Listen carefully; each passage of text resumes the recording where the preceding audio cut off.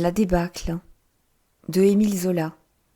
Partie 2 du livre audio, chapitre 3 de la première partie du roman. À sa grande surprise, Maurice vit que le 106e descendait à Reims et recevait l'ordre d'y camper. On n'allait donc pas à Châlons rejoindre l'armée ? Et, lorsque 2 heures plus tard, son régiment eut formé les faisceaux, à une lieue de la ville, du côté de Courcelles, dans la vaste plaine qui s'étend le long du canal de l'Aisne à la Marne, son étonnement grandit encore en apprenant que toute l'armée de Châlons se repliait depuis le matin et venait bivouaquer en cet endroit. En effet, d'un bout de l'horizon à l'autre, jusqu'à Saint-Thierry et à la Neuvillette, au-delà même de la route de Laon, des tentes se dressaient. Les feux de 4 corps d'armée flamberaient là le soir. Évidemment, le plan qui avait prévalu était d'aller prendre position sous Paris pour y attendre les Prussiens. Et il en fut très heureux. N'était-ce pas le plus sage ? Cet après-midi du 21, Maurice la passa à flâner au travers du camp en quête de nouvelles. On était très libre. La discipline semblait s'être relâchée encore. Les hommes s'écartaient, rentraient à leur fantaisie. Lui, tranquillement, finit par retourner à Reims, où il voulait toucher un bon de 100 francs qu'il avait reçu de sa sœur Henriette. Dans un café, il entendit un sergent parler du mauvais esprit des 18 bataillons de la garde mobile de la Seine qu'on venait de renvoyer à Paris. Le 6e bataillon, surtout, avait failli tuer ses chefs. Là-bas, au camp, journellement, les généraux étaient insultés et les soldats ne saluaient même plus le maréchal de Mac-Mahon, depuis Freuchwiller. Le café s'emplissait de voix, une violente discussion éclata entre 2 bourgeois paisibles au sujet du nombre d'hommes que le maréchal allait avoir sous ses ordres. L'un parlait de 300 000, c'était fou. L'autre, plus raisonnable, énumérait les 4 corps. Le 12e, péniblement complété au camp, à l'aide de régiments de marche et d'une division d'infanterie de marine. Le 1er, dont les débris arrivaient débandés depuis le 14, et dont on reformait tant bien que mal les cadres. Enfin, le 5e, défait sans avoir combattu, emporté, disloqué dans la déroute.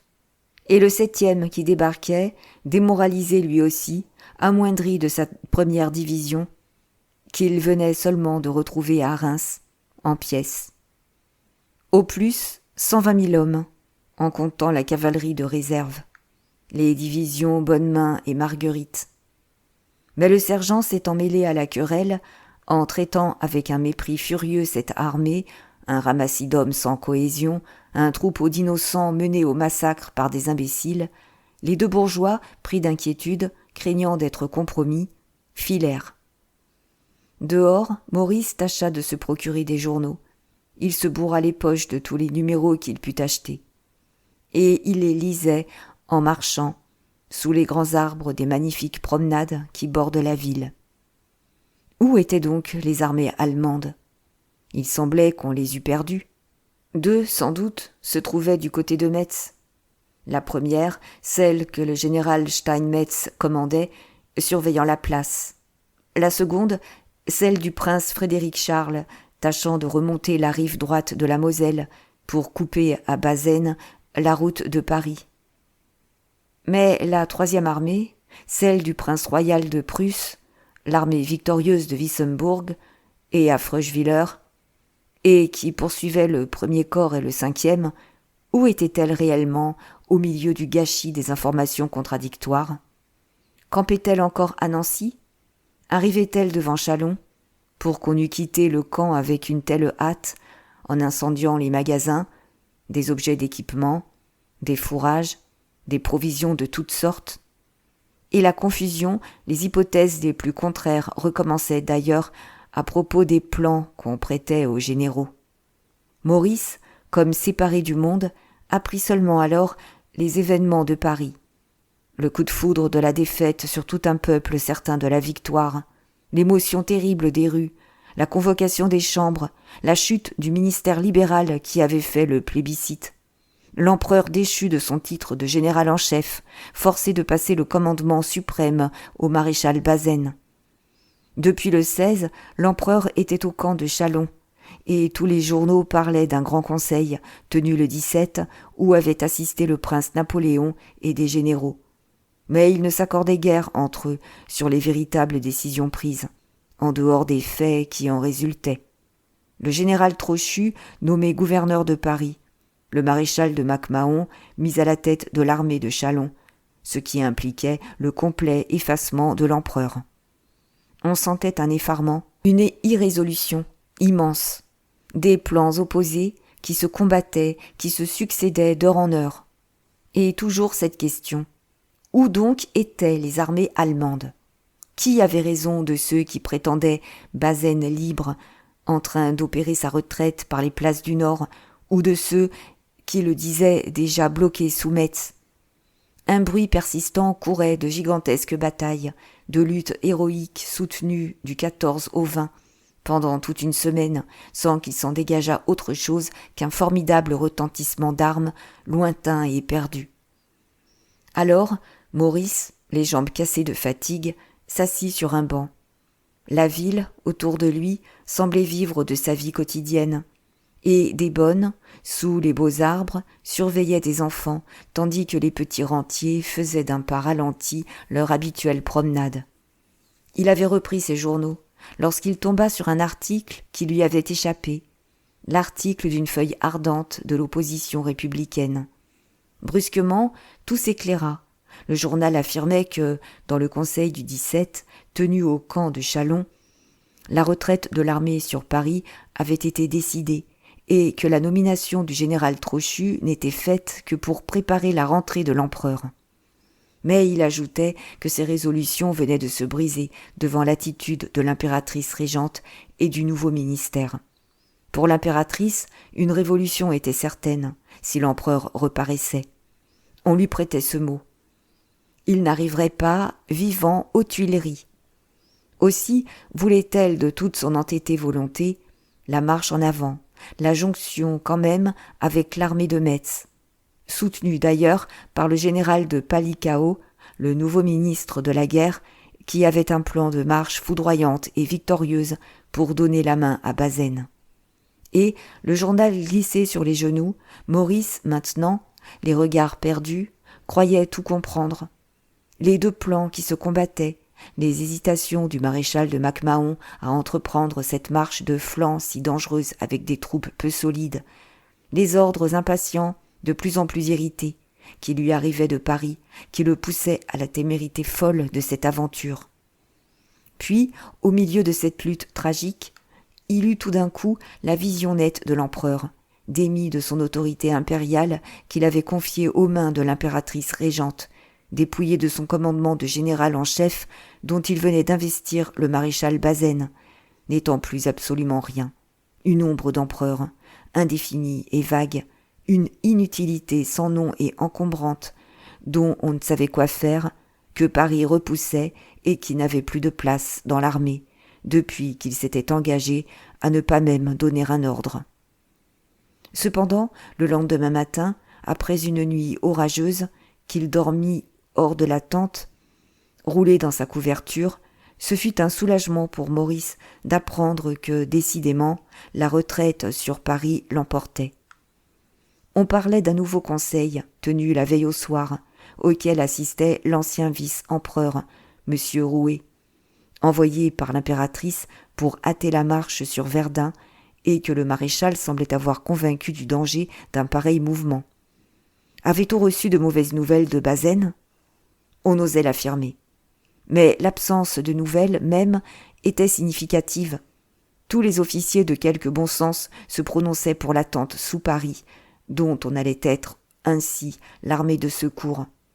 Et, convaincu qu'on se replierait dès le lendemain, puisqu'on disait les ordres donnés, Maurice, heureux, voulut satisfaire une envie d'enfant qui le tourmentait, celle d'échapper pour une fois à la gamelle, de déjeuner quelque part sur une nappe, d'avoir devant lui une bouteille, un verre, une assiette, toutes ces choses dont il lui semblait être privé depuis des mois. Il avait de l'argent, il fila le cœur battant, comme pour une Fredaine, cherchant une auberge. Ce fut, au-delà du canal, à l'entrée du village de Courcelles, qu'il trouva le déjeuner rêvé. La veille, on lui avait dit que l'empereur était descendu dans une maison bourgeoise de ce village, et il y était venu flâner par curiosité. Il se souvenait d'avoir vu, à l'angle de 2 routes, ce cabaret avec sa tonnelle, d'où pendaient de belles grappes de raisins, déjà dorées et mûres. Sous la vigne grimpante, il y avait des tables peintes en verre, tandis que, dans la vaste cuisine, par la porte grande ouverte, on apercevait l'horloge sonore, les images d'Épinal collées parmi les faïences, l'hôtesse énorme activant le tourne-broche. Derrière s'étendait un jeu de boules, et c'était bon enfant, gai et joli, toute la vieille guinguette française. Une belle fille, de poitrine solide, vint lui demander, en montrant ses dents blanches. « Est-ce que monsieur déjeune ?»« Mais oui, je déjeune.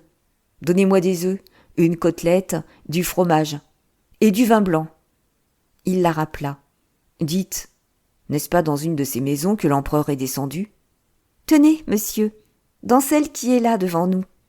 Vous ne voyez pas la maison, elle est derrière ce grand mur que des arbres dépassent. » Alors il s'installa sous la tonnelle, déboucla son ceinturon pour être plus à l'aise, choisit sa table, sur laquelle le soleil, filant à travers les pampres, jetait des palets d'or. Et il revenait toujours à ce grand mur jaune qui abritait l'empereur. C'était en effet une maison cachée, mystérieuse, dont on ne voyait pas même les tuiles du dehors. L'entrée donnait de l'autre côté, sur la rue du village, une rue étroite, sans une boutique, ni même une fenêtre, qui tournait entre des murailles mornes. Derrière, le petit parc faisait comme un îlot d'épaisse verdure, parmi les quelques constructions voisines. Et là, il remarqua, à l'autre bord de la route, encombrant une large cour, entourée de remises et d'écuries, tout un matériel de voitures et de fourgons, au milieu d'un va-et-vient continu d'hommes et de chevaux. « Est-ce que c'est pour l'empereur, tout ça ?» demanda-t-il, croyant plaisanter, à la servante, qui étalait sur la table une nappe très blanche. « Pour l'empereur, toute seule. Justement, » répondit-elle, de son bel air de gaieté, heureuse de montrer ses dents fraîches. Et, renseignée sans doute par les palefreniers qui, depuis la veille, venaient boire, elle énuméra l'état-major composé de 25 officiers, les 60 sans garde, et le peloton de guides du service d'escorte, les 6 gendarmes du service de la prévôté. Puis, la maison, comprenant 73 personnes, des chambellans, des valets de chambre et de bouche, des cuisiniers, des marmitons. Puis 4 chevaux de selle et 2 voitures pour l'empereur, 10 chevaux pour les écuyers, 8 pour les piqueurs et les grooms, sans compter 47 chevaux de poste. Puis un char à bancs, 12 fourgons à bagages, dont 2, réservés aux cuisiniers, avaient fait son admiration par la quantité d'ustensiles, d'assiettes et de bouteilles qu'on y apercevait en bel ordre. « Oh, messieurs, on n'a pas idée de ces casseroles. Ça luit comme des soleils. Et toutes sortes de plats, de vases, de machines qui servent je ne peux pas même vous dire à quoi. Et une cave, oui, du Bordeaux, du Bourgogne, du Champagne, de quoi donner une fameuse noce. » Dans la joie de la nappe très blanche, ravi du vin blanc qui étincelait dans son verre, Maurice mangea 2 œufs à la coque, avec une gourmandise qu'il ne se connaissait pas. À gauche, lorsqu'il tournait la tête, il avait, par une des portes de la tonnelle, la vue de la vaste plaine, plantée de tentes, toute une ville grouillante qui venait de pousser parmi les chaumes entre le canal et Reims. À peine quelques maigres bouquets d'arbres tachaient-ils de vert la grise étendue. 3 moulins dressaient leurs bras maigres, mais au-dessus des confuses toitures de Reims, que noyaient des cimes de marronniers, le colossal vaisseau de la cathédrale se profilait dans l'air bleu, géant malgré la distance, à côté des maisons basses. Et des souvenirs de classe, des leçons apprises, annonnées, revenaient dans sa mémoire. Le sacre de nos rois, la sainte Ampoule, Clovis, Jeanne d'Arc, toute la glorieuse vieille France. Puis, comme Maurice, envahi de nouveau par l'idée de l'empereur, dans cette modeste maison bourgeoise, si discrètement close, ramenait les yeux sur le grand mur jaune, il fut surpris d'y lire, charbonné en énormes lettres, ce cri « Vive Napoléon !» à côté d'obscénités maladroites, démesurément grossies. La pluie avait lavé les lettres, l'inscription, évidemment, était ancienne. Quelle singulière chose, sur cette muraille, ce cri du vieil enthousiasme guerrier qui acclamait sans doute l'oncle, le conquérant, et non le neveu. Déjà, toute son enfance renaissait, chantait dans ses souvenirs, lorsque, là-bas, aux chênes populeux, dès le berceau, il écoutait les histoires de son grand-père, un des soldats de la Grande Armée. Sa mère était morte, son père avait dû accepter un emploi de percepteur, dans cette faillite de la gloire qui avait frappé les fils des héros après la chute de l'Empire.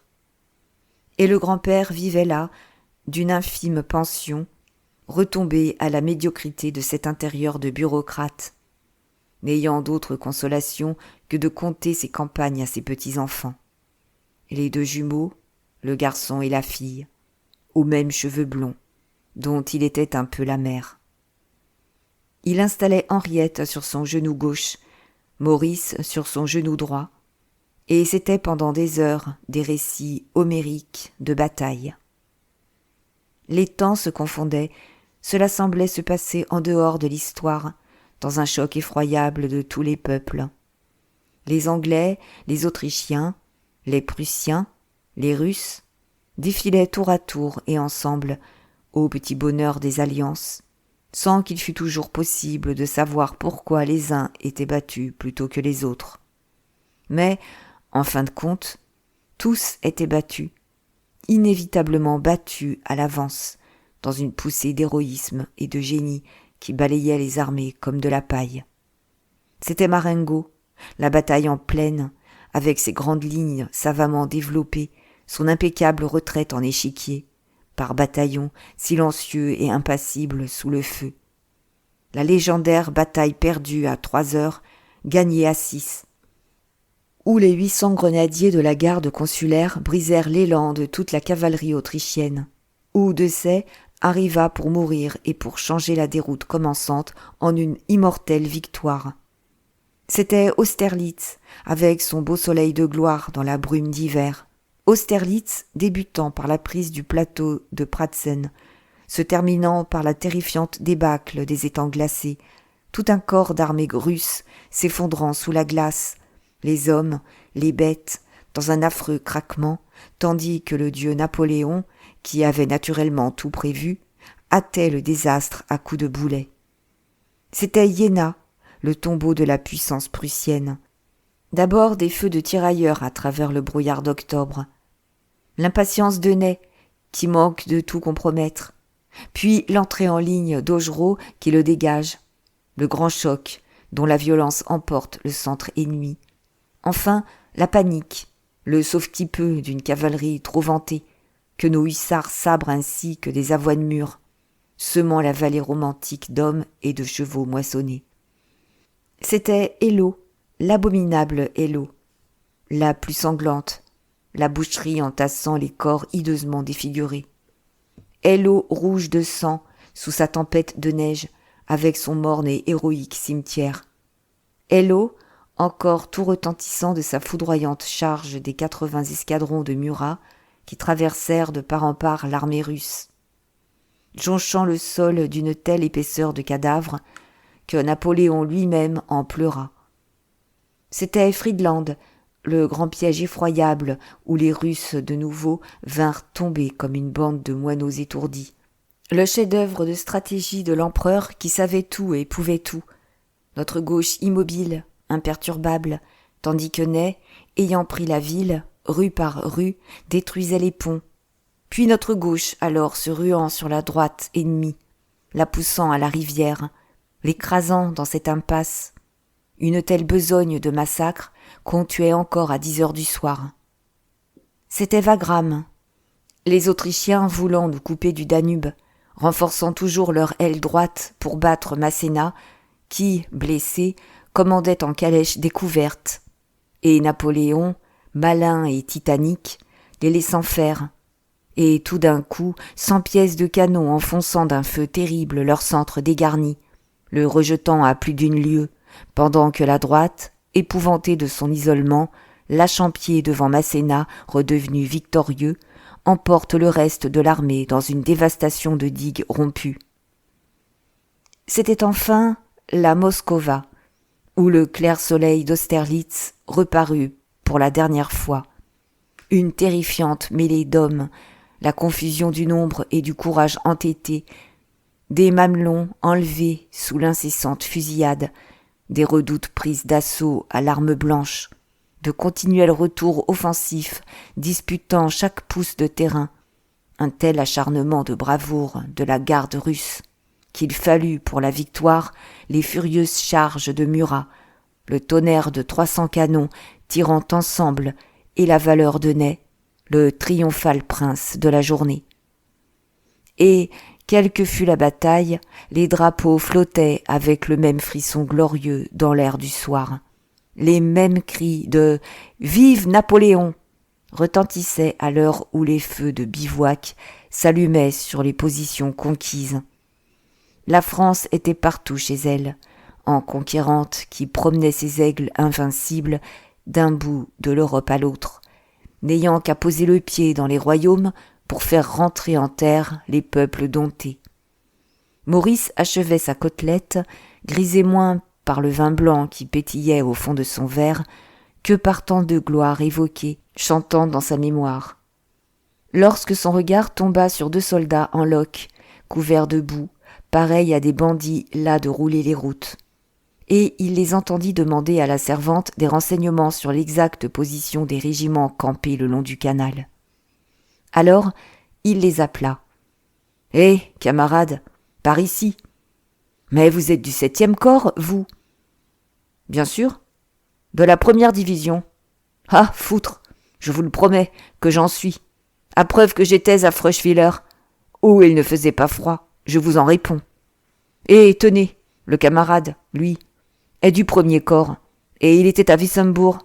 Encore un sale endroit. » Ils dirent leur histoire, roulés dans la panique et dans la déroute, restés à demi-morts de fatigue au fond d'un fossé, blessés même légèrement l'un et l'autre, et dès lors traînant la jambe à la queue de l'armée, forcés de s'arrêter dans des villes par des crises épuisantes de fièvre, si en retard enfin qu'ils arrivaient seulement, un peu remis, en quête de leur escouade. Le cœur serré, Maurice, qui allait attaquer un morceau de gruyère, remarqua leurs yeux voraces, fixés sur son assiette. « Dites donc, mademoiselle, encore du fromage et du pain, et du vin, n'est-ce pas, camarade? Vous allez faire comme moi.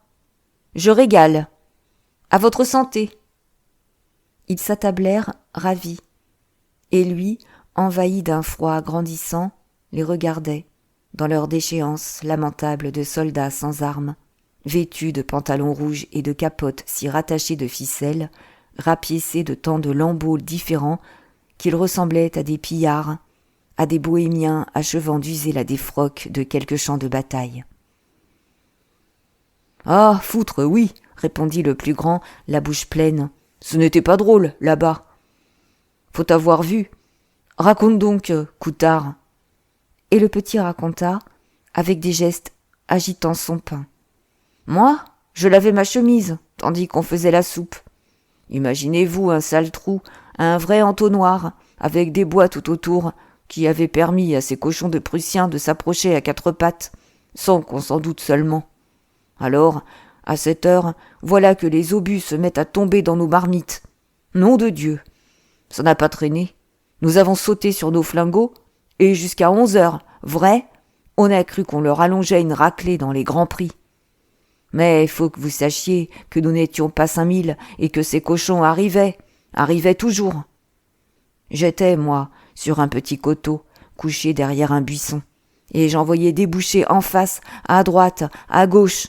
Oh, de vraies fourmilières, des files de fourmis noires, si bien que, quand il n'y en avait plus, il y en avait encore.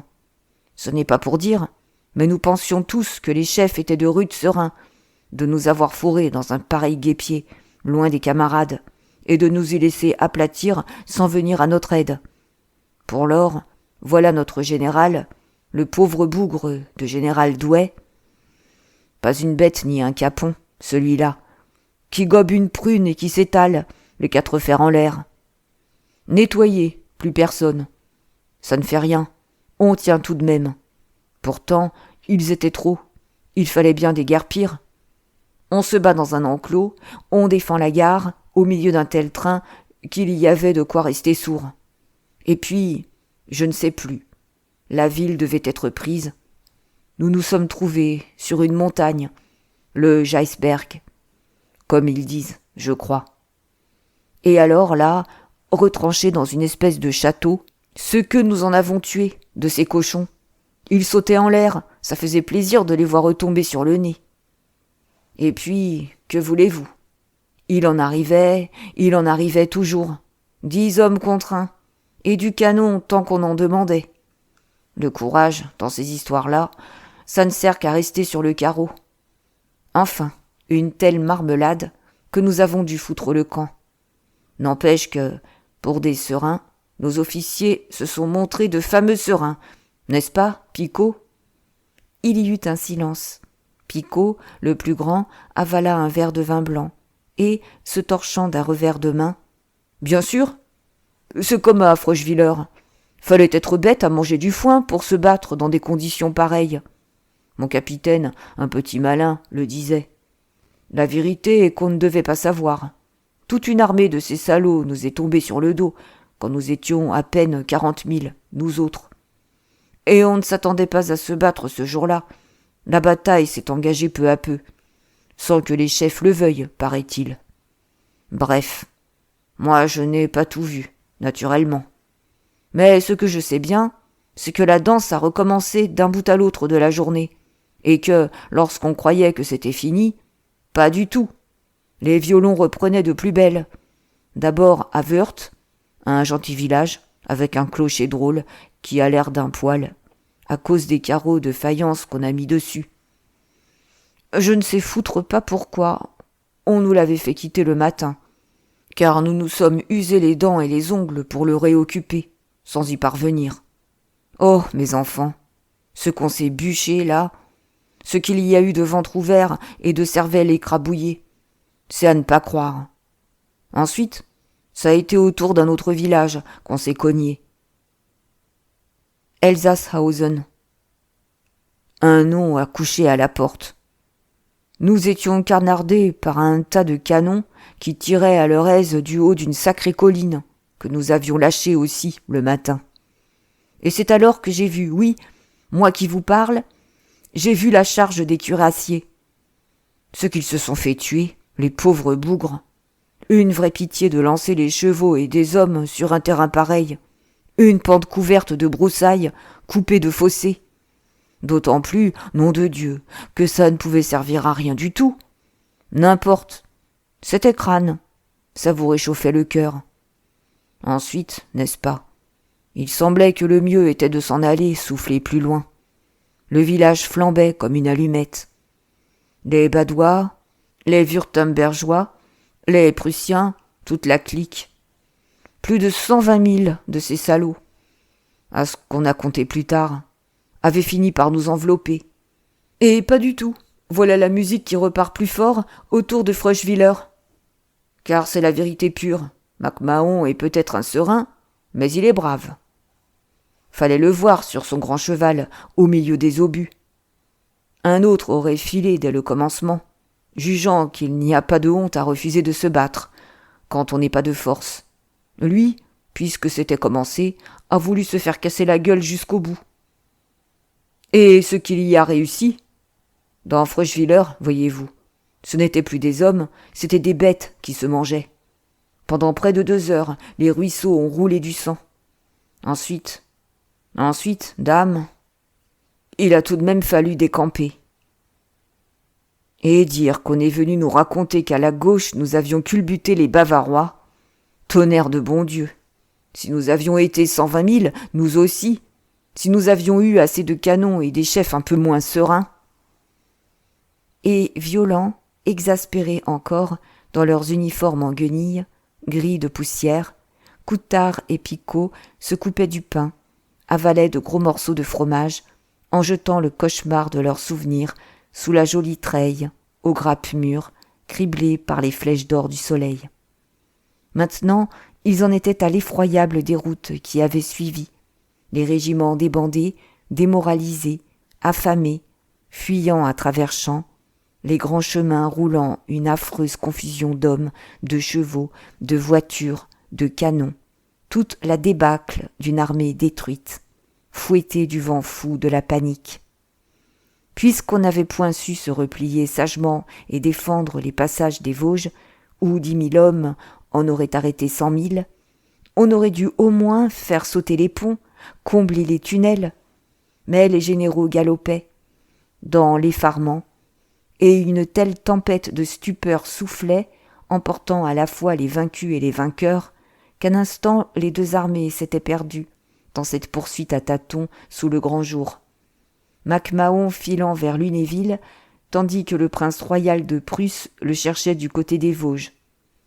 Le 7, les débris du premier corps traversaient Saverne, ainsi qu'un fleuve limoneux et débordé, charriant des épaves. Le 8, à Sarrebourg, le 5e corps venait tomber dans le premier, comme un torrent démonté dans un autre, en fuite lui aussi, battu sans avoir combattu, entraînant son chef, le triste général de Failly, affolé de ce qu'on faisait remonter à son inaction la responsabilité de la défaite. Le 9, le 10, la galopade continuait, un sauve-qui-peut enragé qui ne regardait même pas en arrière. Le 11, sous une pluie battante, on descendait vers Bayon pour éviter Nancy, à la suite d'une rumeur fausse qui disait cette ville au pouvoir de l'ennemi.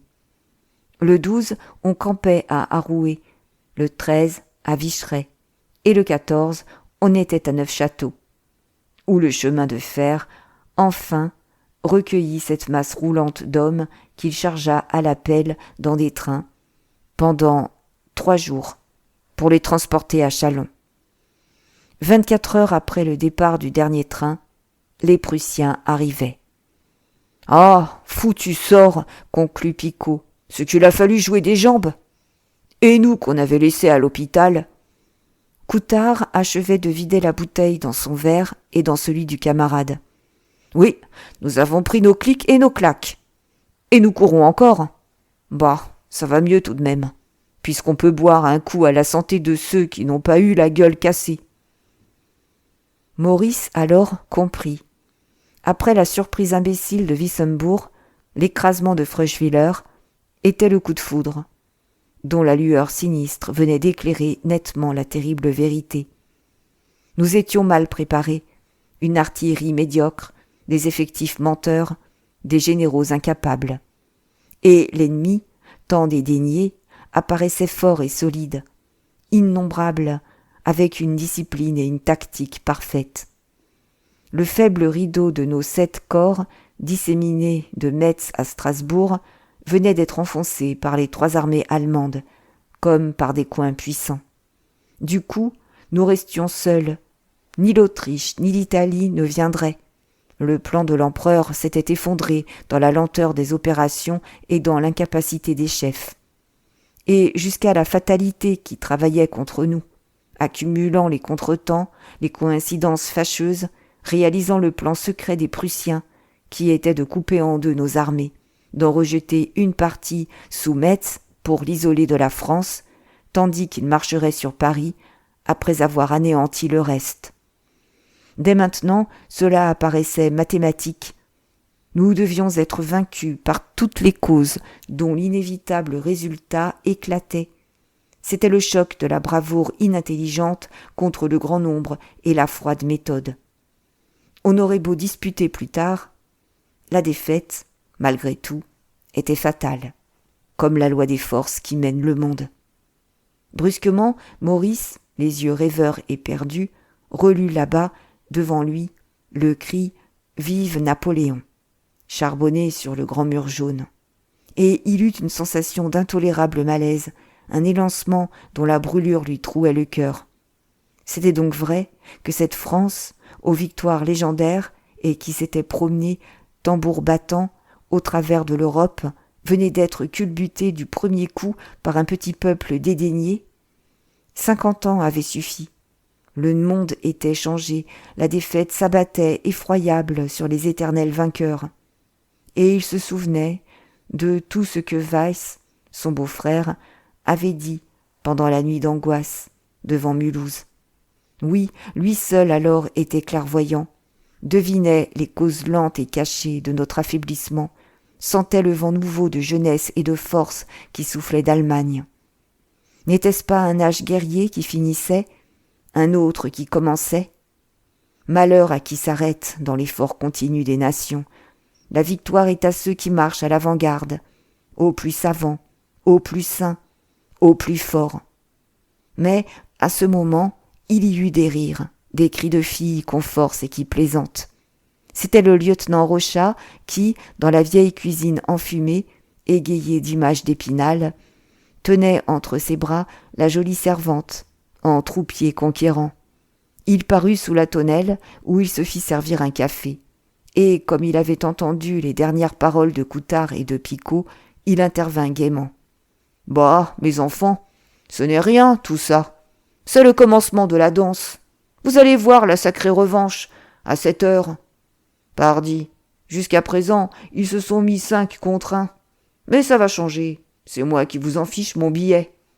Nous sommes 300 000 ici. Tous les mouvements que nous faisons et qu'on ne comprend pas, c'est pour attirer les Prussiens sur nous, tandis que Bazaine, qui les surveille, va les prendre en queue. Alors, nous les aplatissons. Crac, comme cette mouche. » D'une claque sonore, entre ses mains, il avait écrasé une mouche au vol. Et il s'égayait plus haut, et il croyait, de toute son innocence à ce plan si aisé, retomber d'aplomb dans sa foi au courage invincible. Obligeamment, il indiqua aux 2 soldats la place exacte de leur régiment. Puis, heureux, un cigare aux dents, il s'installa devant sa demi-tasse. « Le plaisir a été pour moi, camarade, » répondit Maurice à Coutard et à Picot, qui s'en allaient, en le remerciant de son fromage et de sa bouteille de vin. Il s'était fait également servir une tasse de café, et il regardait le lieutenant, gagné par sa belle humeur, un peu surpris pourtant des 300 000 hommes, lorsqu'on n'était guère plus de 100 000, et de sa singulière facilité à écraser les Prussiens entre l'armée de Châlons et l'armée de Metz. Mais il avait, lui aussi, un tel besoin d'illusion. Pourquoi ne pas espérer encore, lorsque le passé glorieux chantait toujours si haut dans sa mémoire? La vieille guinguette était si joyeuse, avec sa treille d'où pendait le clair raisin de France, doré de soleil. De nouveau, il eut une heure de confiance, au-dessus de la grande tristesse sourde amassée peu à peu en lui. Maurice avait un instant suivi des yeux un officier de chasseurs d'Afrique, accompagné d'une ordonnance, qui, tous deux, venaient de disparaître au grand trot à l'angle de la maison silencieuse, occupée par l'empereur. Puis, comme l'ordonnance reparaissait seule et s'arrêtait avec les 2 chevaux à la porte du cabaret, il eut un cri de surprise. « Prosper, moi qui vous croyais à Metz !» C'était un homme de Remilly, un simple valet de ferme qu'il avait connu enfant lorsqu'il allait passer des vacances chez l'oncle Fouchard. Tombé au sort, il était depuis 3 ans en Afrique, lorsque la guerre avait éclaté. Et il avait bon air, sous la veste bleue de ciel, le large pantalon rouge à bandes bleues et la ceinture de laine rouge, avec sa longue face sèche, ses membres souples et forts, d'une adresse extraordinaire.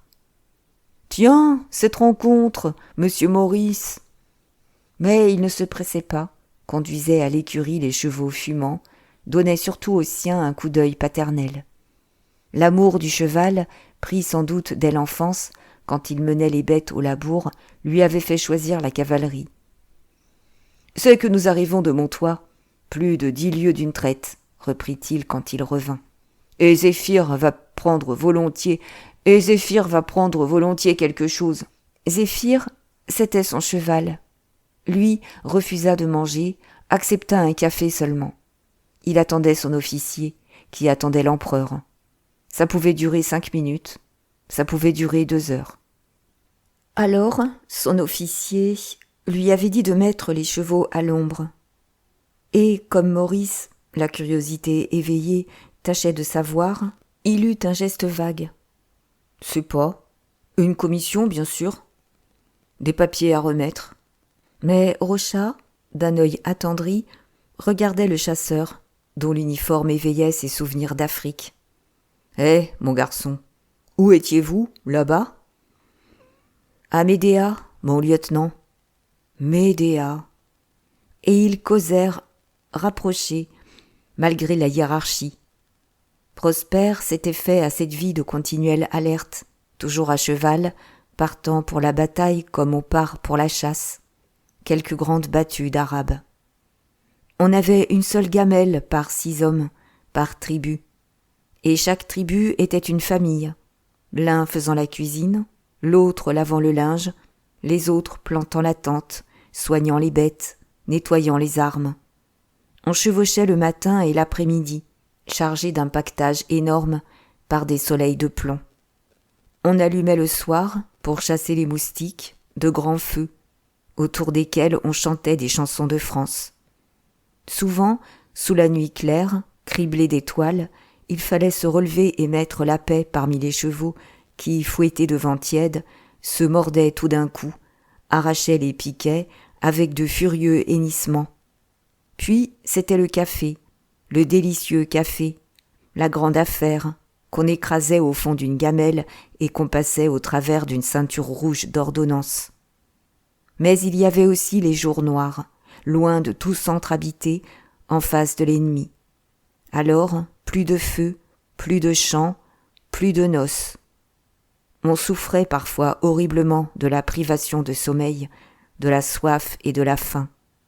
N'importe, on l'aimait, cette existence d'imprévu et d'aventure, cette guerre d'escarmouches, si propre à l'éclat de la bravoure personnelle, amusante comme la conquête d'une île sauvage, égayée par les razzias, le vol en grand, et par le maraudage, les petits vols des chapardeurs, dont les bons tours légendaires faisaient rire jusqu'aux généraux. « Ah, dit Prosper, devenu grave, ce n'est pas ici comme là-bas, on se bat autrement. » Et sur une nouvelle question de Maurice, il dit leur débarquement à Toulon, leur long et pénible voyage jusqu'à Lunéville. C'était là qu'ils avaient appris Wissembourg et Freuschwiller. Ensuite, ils ne savaient plus, confondaient les villes, de Nancy à Saint-Mihiel, de Saint-Mihiel à Metz. Le 14, il devait y avoir eu une grande bataille, l'horizon était en feu. Mais lui n'avait vu que 4 uhlans, derrière une haie. Le 16, on s'était battu encore. Le canon faisait rage dès 6 heures du matin. Et on lui avait dit que, le 18, la danse avait recommencé, plus terrible. Seulement, les chasseurs n'étaient plus là. Parce que, le 16, à Gravelotte, comme ils attendaient d'entrer en ligne, le long d'une route, l'empereur, qui filait dans une calèche, les avait pris en passant pour l'accompagner à Verdun. Une jolie trotte, 42 kilomètres au galop, avec la peur, à chaque instant, d'être coupé par les Prussiens. « Et Bazaine ?» demanda Rochat. « Bazaine ? On dit qu'il a été rudement content que l'empereur lui fiche la paix. » Mais le lieutenant voulait savoir si Bazaine arrivait. Et Prosper eut un geste vague. « Est-ce qu'on pouvait dire ? Eux, depuis le 16, avaient passé les journées en marche et contre-marche sous la pluie, en reconnaissance, en grand garde, sans voir un ennemi. Maintenant, il faisait partie de l'armée de Châlons. Son régiment, 2 autres de chasseurs de France et 1 de hussards, formaient l'une des divisions de la cavalerie de réserve, la première division, commandée par le général Marguerite, dont il parlait avec une tendresse enthousiaste. « Ah, le bougre, en voilà un rude lapin. Mais à quoi bon ? Puisqu'on a encore su que nous faire patauger dans la boue. » Il y eut un silence. Puis Maurice causa un instant de Remilly, de l'oncle Fouchard, et Prosper regretta de ne pouvoir aller serrer la main d'Honoré, le maréchal des logis, dont la batterie devait camper à plus d'une lieue de là, de l'autre côté du chemin de l'An. Mais un ébrouement de cheval lui fit dresser l'oreille. Il se leva, disparut pour s'assurer que Zéphyr ne manquait de rien. Peu à peu, des soldats de toutes armes et de tout grade envahissaient la guinguette, à cette heure de la demi-tasse et du pouce-café. Pas une des tables ne restait libre. C'était une gaieté éclatante d'uniformes dans la verdure des pampres éclaboussés de soleil. Le major Bourroche venait de s'asseoir près de Rochat lorsque Jean se présenta, porteur d'un ordre. « Mon lieutenant, c'est le capitaine qui vous attendra à 3 heures pour un règlement de service. » D'un signe de tête, Rochat dit qu'il serait exact, et Jean ne partit pas tout de suite, sourit à Maurice, qui allumait une cigarette. Depuis la scène du wagon, il y avait entre les deux hommes une trêve tacite, comme une étude réciproque, de plus en plus bienveillante. Prosper était revenu, pris d'impatience. « Je vais manger, moi, si mon chef ne sort pas de cette baraque. C'est fichu, l'empereur est capable de ne pas rentrer avant ce soir. » « Dites donc, demanda Maurice, dont la curiosité se réveillait. C'est peut-être bien des nouvelles de Bazaine que vous apportez. Possible, on en causait là-bas, à Montois. Mais il y eut un brusque mouvement, et Jean, qui était resté à une des portes de la tonnelle, se retourna en disant « L'empereur !» Tous furent aussitôt debout. Entre les peupliers, par la grande route blanche, un peloton de 100 gardes apparaissait, d'un luxe d'uniforme correct encore et resplendissant, avec le grand soleil doré de leur cuirasse. Puis, tout de suite, venait l'empereur à cheval, dans un large espace libre, accompagné de son état-major, que suivait un second peloton de 100 gardes. Les fronts s'étaient découverts, quelques acclamations retentirent, et l'empereur, au passage, leva la tête, très pâle, la face déjà tirée, les yeux vacillants, comme troubles et pleins d'eau. Il parut s'éveiller d'une somnolence, il eut un faible sourire à la vue de ce cabaret ensoleillé, et salua. Alors Jean et Maurice entendirent distinctement, derrière eux, Bourroche qui grognait après avoir sondé à fond l'empereur de son coup d'œil de praticien. « Décidément, il a une sale pierre dans son sac. » Puis, d'un mot, il arrêta son diagnostic. « Foutu !» Jean, dans son étroit bon sens, avait eu un hochement de tête. Une sacrée malchance pour une armée, un pareil chef. Et 10 minutes plus tard, après avoir serré la main de Prosper, lorsque Maurice, heureux de son fin déjeuner, s'en alla fumer en flânant d'autres cigarettes, il emporta cette image de l'empereur, si blême et si vague, passant au petit trot de son cheval. C'était le conspirateur, le rêveur à qui l'énergie manque au moment de l'action. On le disait très bon, très capable, d'une grande et généreuse pensée, très tenace d'ailleurs en son vouloir d'homme silencieux. Et il était aussi très brave, méprisant le danger en fataliste, prêt toujours à subir le destin.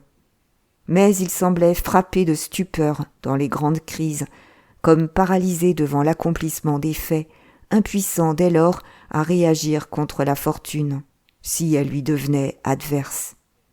Et Maurice se demandait s'il n'y avait pas là un état physiologique spécial, aggravé par la souffrance, si la maladie dont l'empereur souffrait visiblement n'était pas la cause de cette indécision, de cette incapacité grandissante qu'il montrait depuis le commencement de la campagne.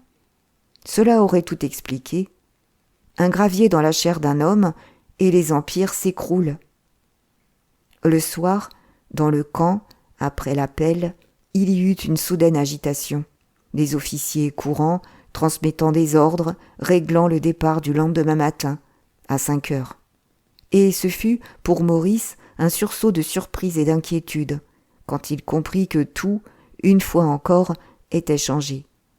On ne se repliait plus sur Paris, on allait marcher sur Verdun à la rencontre de Bazaine. Le bruit circulait d'une dépêche de ce dernier, arrivé dans la journée, annonçant qu'il opérait son mouvement de retraite. Et le jeune homme se rappela Prosper avec l'officier de chasseurs venu de Montois peut-être bien pour apporter une copie de cette dépêche. C'était donc l'impératrice régente et le conseil des ministres qui triomphaient, grâce à la continuelle incertitude du maréchal de Mac-Mahon, dans leur épouvante de voir l'empereur rentrer à Paris, dans leur volonté têtue de pousser malgré tout l'armée en avant pour tenter le suprême sauvetage de la dynastie. Et cet empereur misérable, ce pauvre homme qui n'avait plus de place dans son empire, allait être emporté comme un paquet inutile et encombrant parmi les bagages de ses troupes, condamné à traîner derrière lui l'ironie de sa maison impériale, ses 100 gardes, ses voitures, ses chevaux, ses cuisiniers, ses fourgons de casseroles d'argent et de vin de champagne, toute la pompe de son manteau de cour, semé d'abeilles, balayant le sang et la boue des grandes routes de la défaite. À minuit, Maurice ne dormait pas encore. Une insomnie fiévreuse, traversée de mauvais rêves, le faisait se retourner sous la tente. Il finit par en sortir, soulagé d'être debout, de respirer l'air froid, fouetté de vent. Le ciel s'était couvert de gros nuages, la nuit devenait très sombre, un infini morne de ténèbres que les derniers feux mourants des fronts de bandières éclairaient de rares étoiles. Et, dans cette paix noire, comme écrasée de silence, on sentait la respiration lente des 100 000 hommes qui étaient couchés là. Alors, les angoisses de Maurice s'apaisèrent. Une fraternité lui vint, pleine de tendresse indulgente pour tous ces vivants endormis, dont bientôt des milliers dormiraient du sommeil de la mort. Braves gens tout de même. Ils n'étaient guère disciplinés, ils volaient et buvaient, mais que de souffrances déjà, et que d'excuses dans l'effondrement de la nation entière. Les vétérans glorieux de Sébastopol et de Solferino n'étaient déjà plus que le petit nombre, encadrés parmi des troupes trop jeunes, incapables d'une longue résistance.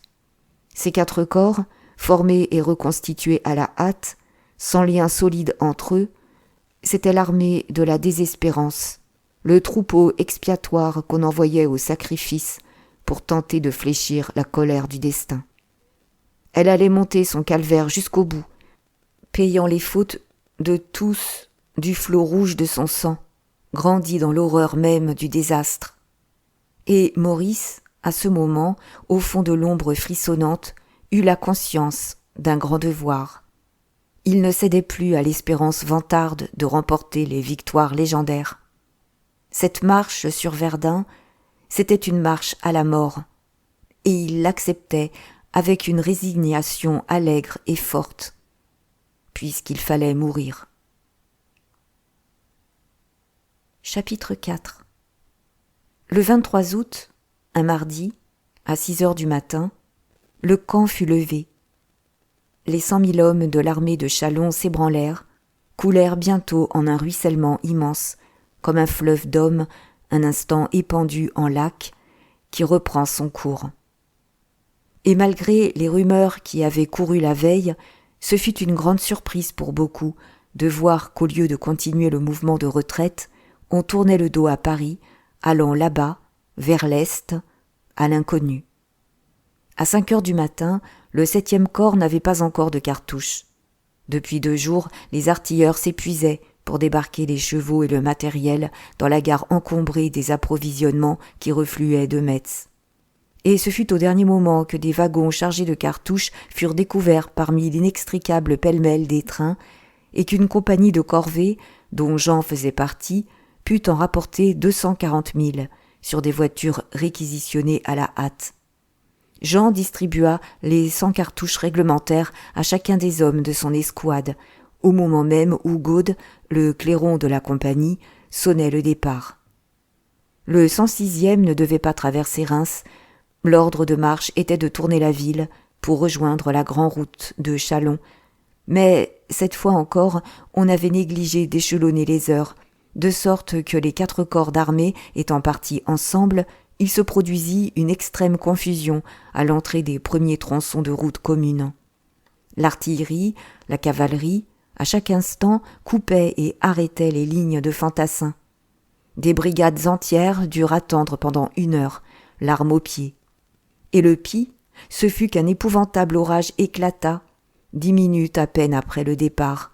une pluie diluvienne qui trempa les hommes jusqu'aux os, alourdissant sur leurs épaules le sac et la capote.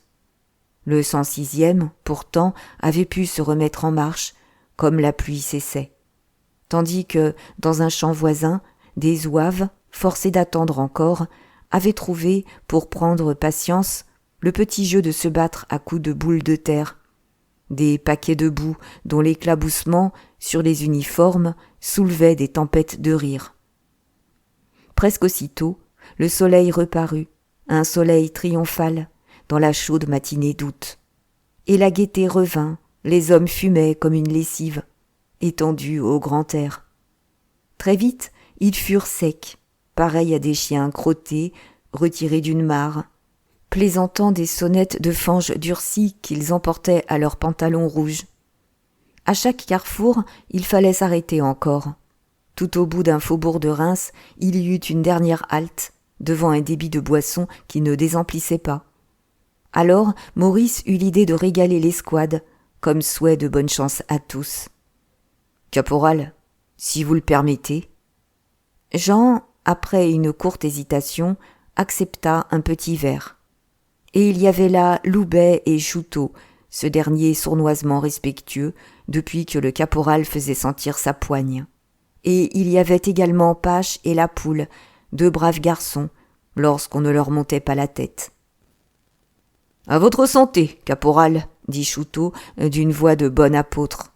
« À la vôtre, et que chacun tâche de rapporter sa tête et ses pieds, » répondit Jean avec politesse, au milieu d'un rire approbateur.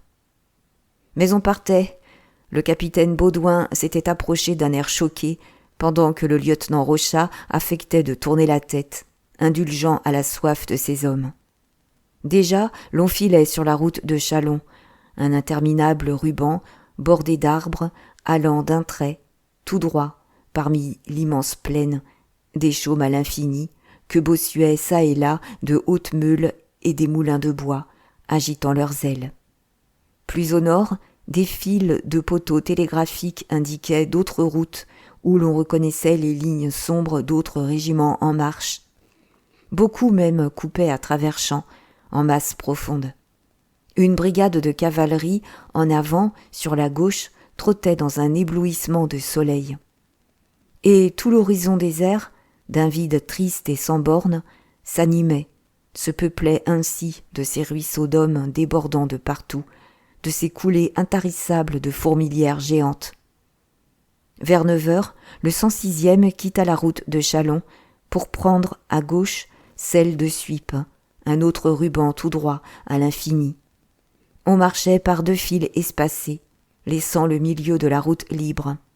Les officiers s'y avançaient à l'aise, seuls, et Maurice avait remarqué leur air soucieux qui contrastait avec la belle humeur, la satisfaction gaillarde des soldats, heureux comme des enfants de marcher enfin. Même l'escouade se trouvant presque en tête, il apercevait de loin le colonel, M. de Vineuil, dont l'allure sombre, la grande taille raidie, balancée au pas du cheval, le frappait. On avait relégué la musique à l'arrière, avec les cantines du régiment. Puis, accompagnant la division, venaient les ambulances et le train des équipages que suivait le convoi du corps tout entier, un immense convoi. Des fourragères, des fourgons fermés pour les provisions, des chariots pour les bagages, un défilé de voitures de toutes sortes qui tenaient plus de 5 kilomètres et dont, aux rares coudes de la route, on apercevait l'interminable queue. Enfin, à l'extrême bout, des troupeaux fermaient la colonne, une débandade de grands bœufs piétinant dans un flot de poussière. La viande encore sur pied, poussée à coups de fouet, d'une peuplade guerrière en migration. Cependant, la Poule, de temps à autre, remontait son sac d'un haussement d'épaules. Sous le prétexte qu'il était le plus fort, on le chargeait des ustensiles communs à toute l'escouade, la grande marmite et le bidon pour la provision d'eau. Cette fois même, on lui avait confié la pelle de la compagnie, en lui persuadant que c'était un honneur. Et il ne se plaignait pas, il riait d'une chanson dont Loubet, le ténor de l'escouade, charmait la longueur de la route. Loubet, lui, avait un sac célèbre, dans lequel on trouvait de tout. Du linge, des souliers de rechange, de la mercerie, des brosses, du chocolat, un couvert et une timbale, sans compter les vivres réglementaires, des biscuits, du café. Et, bien que les cartouches y fussent aussi, qu'il y eût encore sur le sac la couverture roulée, la tente abri et ses piquets, tout cela paraissait léger, tellement il savait, selon son mot, bien faire sa malle. « Foutu pays, tout de même », répétait de loin en loin Chouteau, en jetant un regard de mépris sur ces plaines mornes de la Champagne pouilleuse. Les vastes étendues de terre crayeuse continuaient, se succédaient sans fin. Pas une ferme, pas une âme, rien que des vols de corbeaux tachant de noir l'immensité grise. À gauche, très loin, des bois de pin, d'une verdure sombre, couronnaient les lentes ondulations qui bornaient le ciel. Tandis que, sur la droite, on devinait le cours de la Velle, à une ligne d'arbres continus. Et là, derrière les coteaux, on voyait, depuis une lieue, monter une fumée énorme, dont les flots amassés finissaient par barrer l'horizon d'une effrayante nuée d'incendie. « Qu'est-ce qui brûle donc, là-bas » demandaient des voix de tous côtés. Mais l'explication courut d'un bout à l'autre de la colonne. C'était le camp de Châlons qui flambait depuis 2 jours, incendié par ordre de l'empereur pour sauver des mains des Prussiens les richesses entassées. La cavalerie d'arrière-garde avait, disait-on, été chargée de mettre le feu à un grand baraquement appelé le magasin jaune, plein de tentes, de piquets, de nattes, et au magasin neuf, un immense hangar fermé où s'empilaient des gamelles, des souliers, des couvertures, de quoi équiper 100 autres 1000 hommes. Des meules de fourrage, allumées elles aussi, fumaient comme des torches gigantesques. Et, à ce spectacle, devant ces tourbillons livides qui débordaient des collines lointaines, emplissant le ciel d'un irréparable deuil, l'armée, en marche par la grande plaine triste, était tombée dans un lourd silence. Sous le soleil, on n'entendait plus que la cadence des pas, tandis que les têtes, malgré elles, se tournaient toujours vers les fumées grossissantes, dont la nuée de désastre sembla suivre la colonne pendant toute une lieue encore. La gaieté revint à la grande halte. Dans un chaume, où les soldats purent s'asseoir sur leurs sacs pour manger un morceau. Les gros biscuits, carrés, servaient à tremper la soupe, mais les petits, ronds, croquants et légers, étaient une vraie friandise qui avait le seul défaut de donner une soif terrible.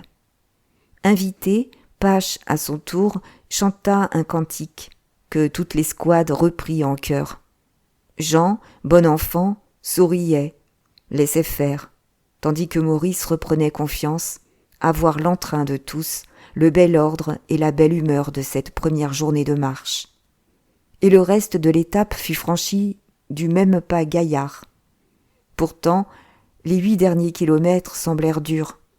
On venait de laisser à droite le village de Prône, on avait quitté la grande route pour couper à travers des terrains incultes, des landes sablonneuses plantées de petits bois de pin. Et la division entière, suivie de l'interminable convoi, tournait au milieu de ces bois, dans ce sable où l'on enfonçait jusqu'à la cheville. Le désert s'était encore élargi. On ne rencontra qu'un maigre troupeau de moutons, gardé par un grand chien noir. Enfin, vers 4 heures, le 106e s'arrêta à Dontrien, un village bâti au bord de la Suippe. La petite rivière court parmi des bouquets d'arbres. La vieille église est au milieu du cimetière, qu'un marronnier immense couvre tout entier de son ombre. Et ce fut sur la rive gauche, dans un pré en pente, que le régiment dressa ses tentes. Les officiers disaient que les 4 corps d'armée, ce soir-là, allaient bivouaquer sur la ligne de la Suippe, d'Auberive à Eutré-Giville, en passant par Dontrien, Bétignyville et Pont-Faverger, un front de bandières qui avait près de 5 lieues. Tout de suite, Gaude sonna à la distribution, et Jean dut courir car le caporal était le grand pourvoyeur, toujours en alerte. Il avait emmené la poule. Ils revinrent au bout d'une demi-heure, chargés d'une côte de bœuf saignante et d'un fagot de bois. On avait déjà, sous un chêne, abattu et dépecé 3 bêtes du troupeau qui suivait. La poule dut retourner chercher le pain, qu'on cuisait à Dontrien même, depuis midi, dans les fours du village. Et, ce premier jour, tout fut vraiment en abondance, sauf le vin et le tabac, dont jamais d'ailleurs aucune distribution ne devait être faite. Comme Jean était de retour, il trouva Chouteau en train de dresser la tente, aidé de Pache. Il les regarda un instant, en ancien soldat d'expérience, qui n'aurait pas donné 4 sous de leur besogne.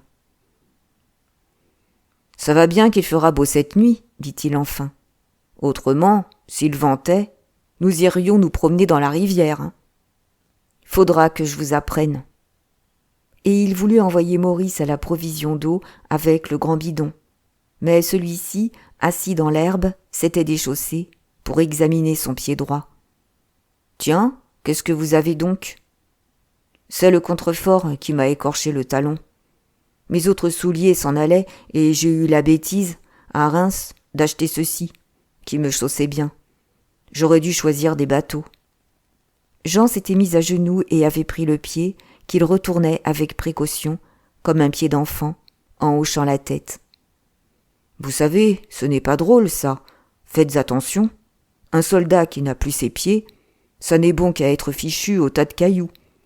Mon capitaine, en Italie, disait toujours qu'on gagne les batailles avec ses jambes. » Aussi commanda-t-il à Pache d'aller chercher l'eau. Du reste, la rivière coulait à 50 mètres. Et Loubet, pendant ce temps, ayant allumé le bois au fond du trou qu'il venait de creuser en terre, put tout de suite installer le pot-au-feu, la grande marmite remplie d'eau dans laquelle il plongea la viande artistement ficelée. Dès lors, ce fut une béatitude à regarder bouillir la soupe.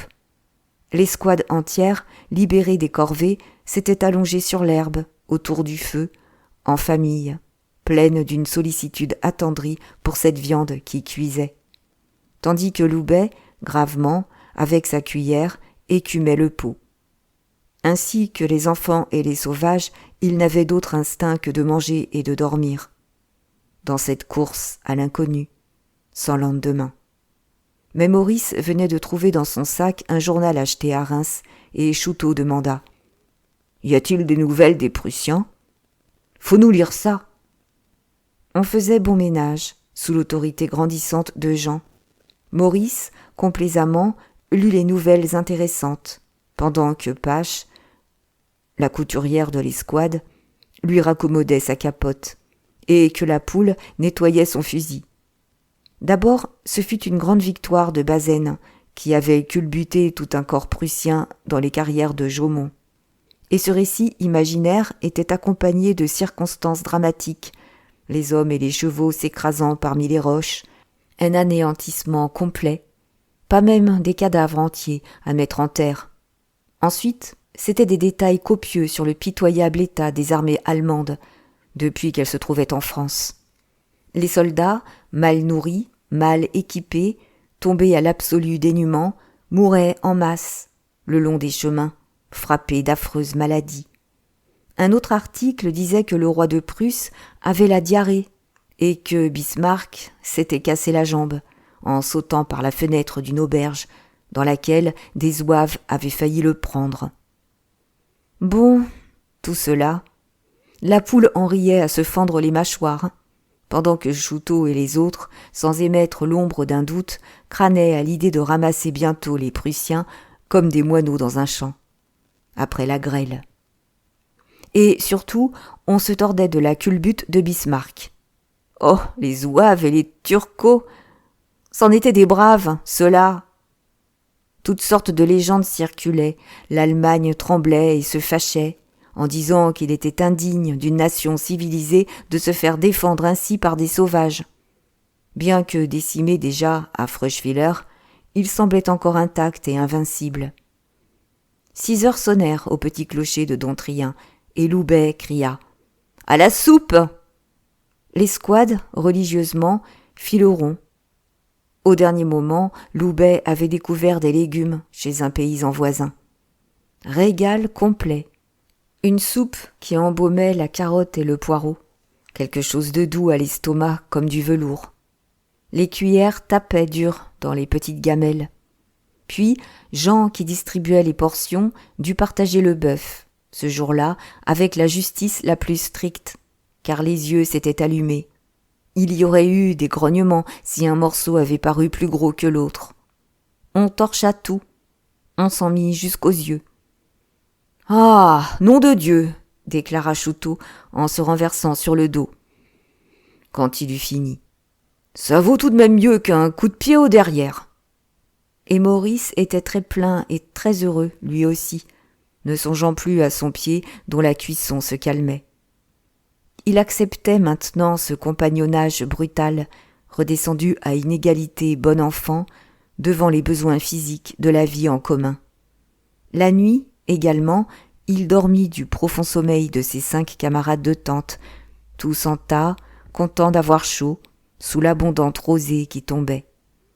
Il faut dire que, poussée par Loubet, la poule était allée prendre, à une meule voisine, de grandes brassées de paille, dans lesquelles les 6 gaillards ronflèrent comme dans de la plume.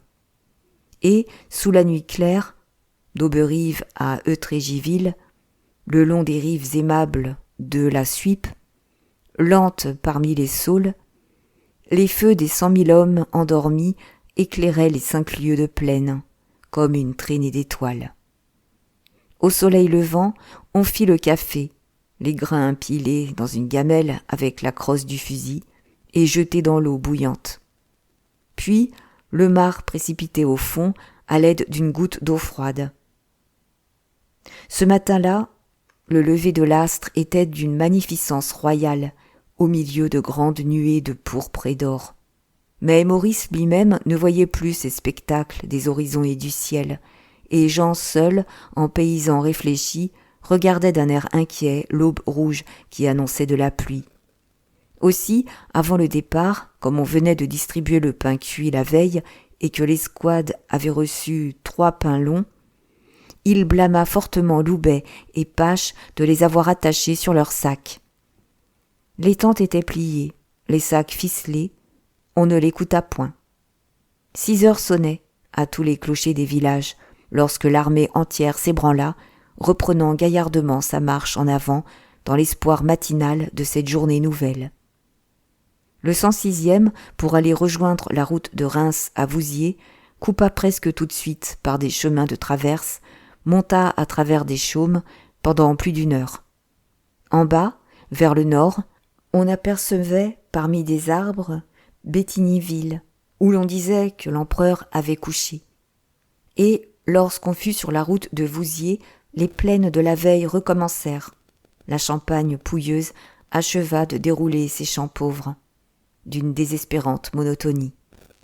Maintenant, c'était l'Arne, un maigre ruisseau qui coulait à gauche, tandis que les terres nues s'étendaient à droite, à l'infini, prolongeant l'horizon de leurs lignes plates.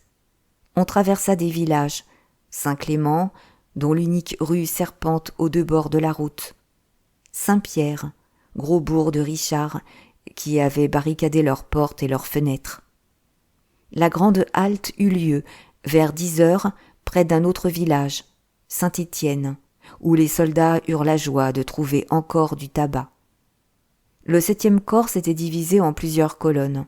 Le 106e marchait seul, n'ayant derrière lui qu'un bataillon de chasseurs et que l'artillerie de réserve.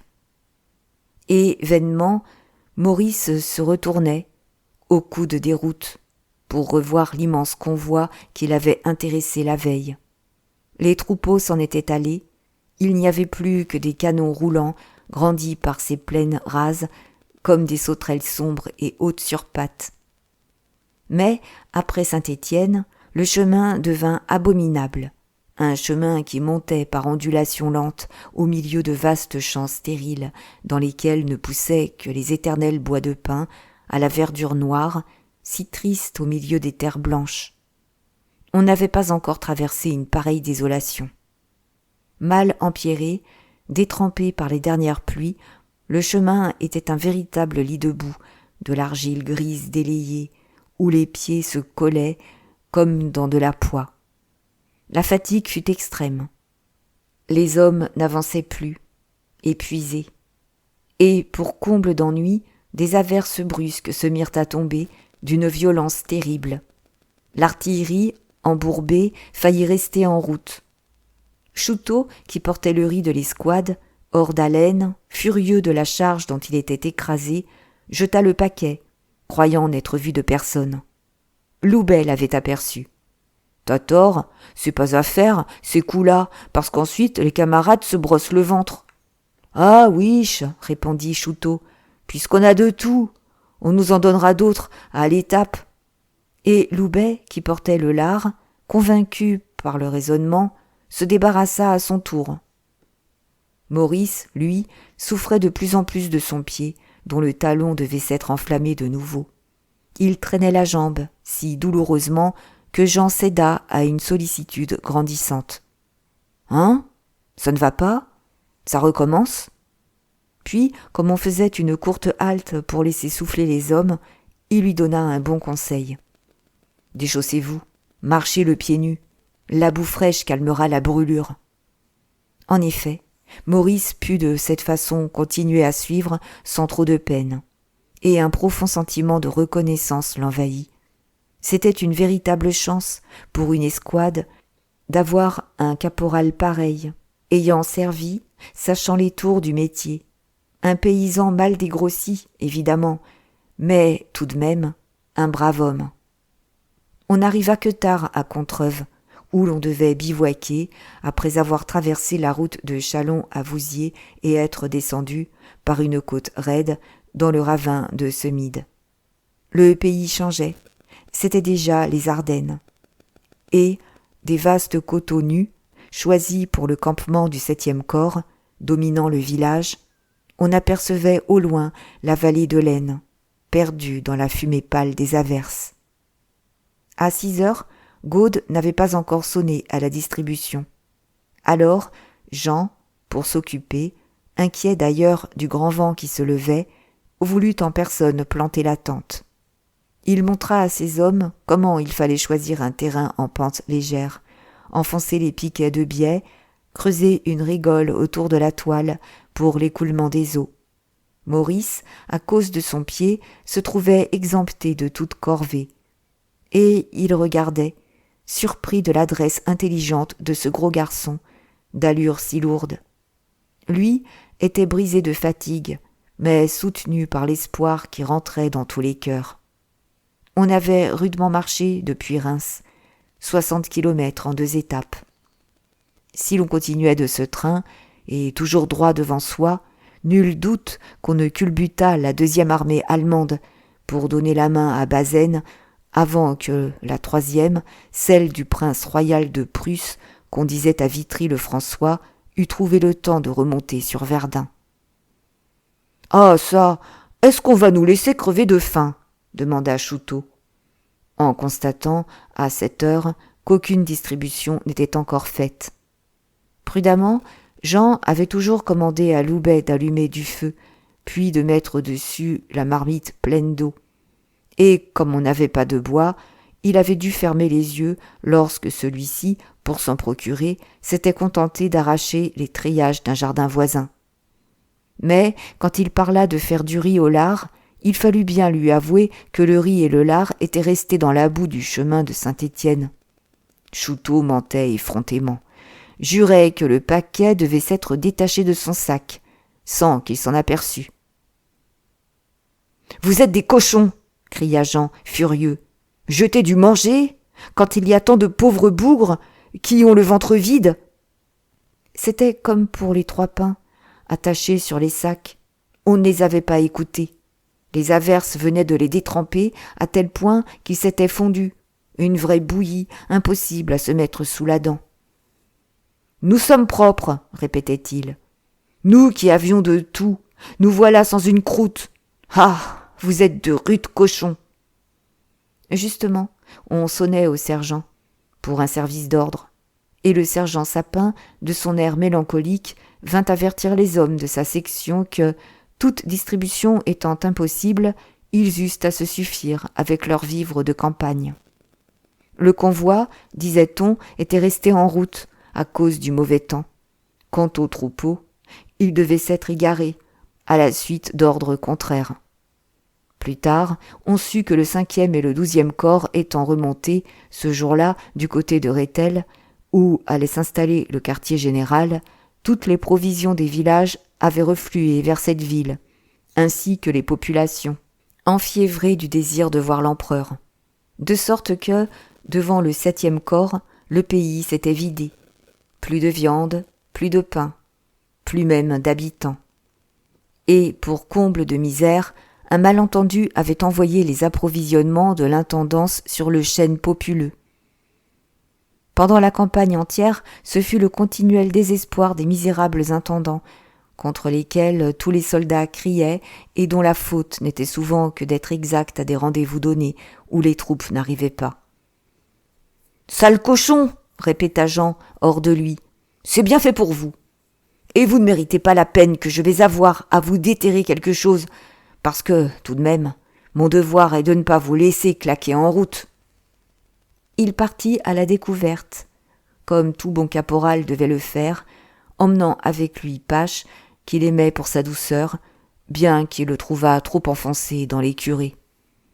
Mais, depuis un instant, Loubet avait avisé, à 200 ou 300 mètres, une petite ferme, une des dernières habitations de Contreuve, où il lui avait semblé distinguer tout un gros commerce. Il appela Chouteau et la Poule en disant « Filons de notre côté. J'ai idée qu'il y a du fourbi là-bas. » Et Maurice fut laissé à la garde de la marmite d'eau qui bouillait, avec l'ordre d'entretenir le feu. Il s'était assis sur sa couverture, le pied déchaussé, pour que la plaie séchât. La vue du camp l'intéressait. Toutes les escouades en l'air, depuis qu'elle n'attendait plus les distributions. Cette vérité se faisait en lui que certaines manquaient toujours de tout, tandis que d'autres vivaient dans une continuelle abondance, selon la prévoyance et l'adresse du caporal et des hommes. Au milieu de l'énorme agitation qui l'entourait, à travers les faisceaux et les tentes, il en remarquait qui n'avaient pas même pu allumer leur feu, d'autres résignés déjà, couchés pour la nuit, d'autres, au contraire, en train de manger de grand appétit, on ne savait quoi, de bonnes choses. Et ce qui le frappait d'autre part, c'était le bel ordre de l'artillerie de réserve, campée au-dessus de lui, sur le coteau. À son coucher, le soleil parut entre deux nuages, embrasa les canons que les artilleurs avaient déjà lavés de la boue des chemins. Cependant, dans la petite ferme que Loubet et les camarades guignaient, le chef de leur brigade, le général Bourguin des Feuilles, venait de s'installer commodément. Il avait trouvé un lit possible, il était attablé devant une omelette et un poulet rôti, ce qui le rendait d'une humeur charmante.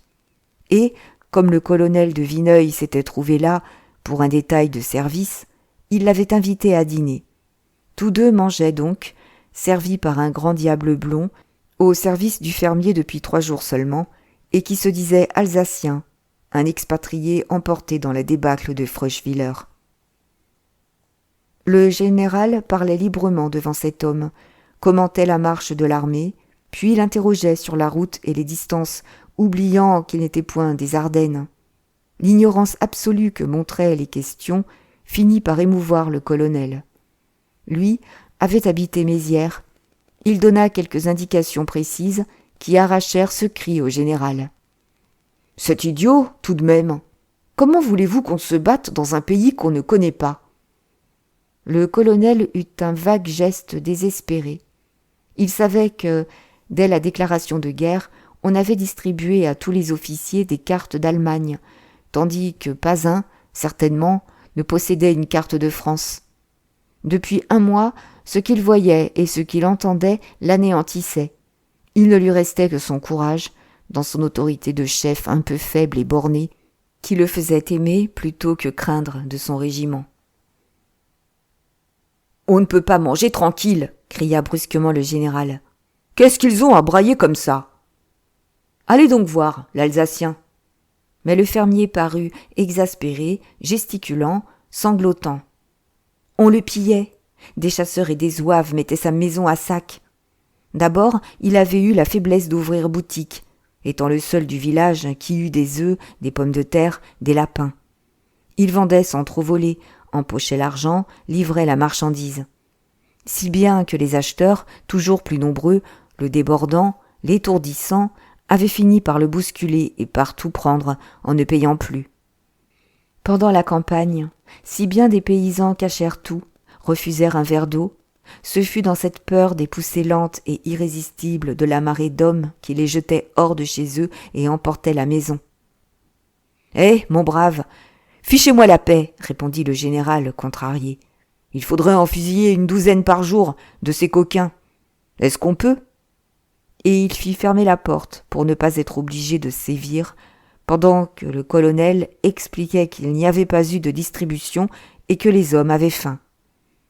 Dehors, Loubet venait d'apercevoir un champ de pommes de terre, et il s'y était rué avec la poule, fouillant des 2 mains, arrachant, s'emplissant les poches.